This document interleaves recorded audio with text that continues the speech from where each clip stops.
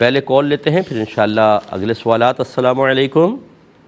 وعلیکم السلام ورحمۃ اللہ وبرکاتہ۔ جی مفتی صاحب، میرا کوشچن تیمم کے بارے میں ہے کہ اگر ہم گاڑی میں ٹریٹمنٹ کے لیے جا رہے ہوتے ہیں کہیں تو گاڑی میں نماز پڑھتے ہیں تو تیمم کا کیا صرف نیت ہی کافی ہوگی یا مطلب عبایا وغیرہ ہٹا کے ہاتھ پھیرنا ہوگا؟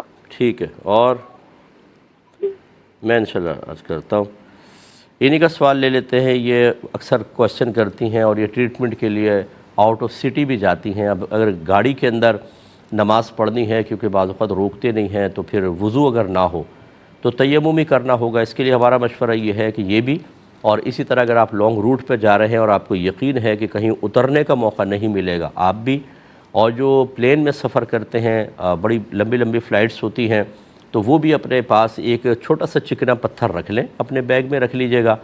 اور چونکہ فقہ حنفی میں امام اعظم رضی اللہ تعالی عنہ کے نزدیک اگر آپ پتھر سے مسح کر رہے ہیں تو اس پر گرد و غبار کا ہونا، مٹی کا ہونا لازم نہیں ہے، اس پتھر سے بھی ہو سکتا ہے، تو اس سے تیمم کر لیں۔ تیمم کے لیے سب سے پہلے نیت لازم ہوتی ہے، شرط ہے، اگر نیت نہیں کریں گے تیمم نہیں ہوگا۔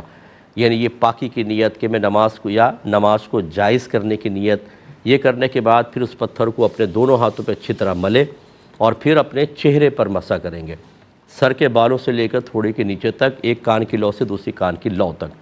پانی میں تو یہ ہوتا ہے کہ آپ ڈالتے ہیں تو وہ خود اپنی جگہ بنا کے ہر جگہ پہنچ جاتا ہے، لیکن جب آپ مسح کریں گے تو لازم بات ہے کہ آپ کو قصداً اپنا ہاتھ وہاں پہنچانا ہوگا۔ تو اچھی طرح نتنوں کے یہاں، ہونٹوں کے اوپر ہاتھ پھیریں، پورے کوئی جگہ رہ نہ جائے تو مسح کرنا ہوگا۔ اس سے آپ کے اس سوال کا جواب ہو گیا کہ عبایا ہٹائے بغیر خالی نیت کر لیں تیمم ہو جائے گا، ایسے نہیں ہوگا، آپ کو چہرے پہ پورا مسح کرنا ہوگا۔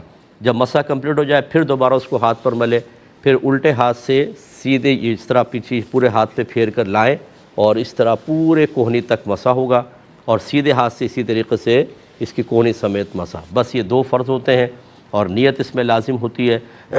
اس کے بعد آپ نماز پڑھ سکتی ہیں، لیکن صرف نیت کرنے سے یا خدا نخواستہ اگر آپ نے عبایا کے اوپر ہی خالی ہاتھ پھیر لیا، اس سے آپ کا مسح بالکل بھی نہیں ہوگا، یہ ذہن میں رکھیں۔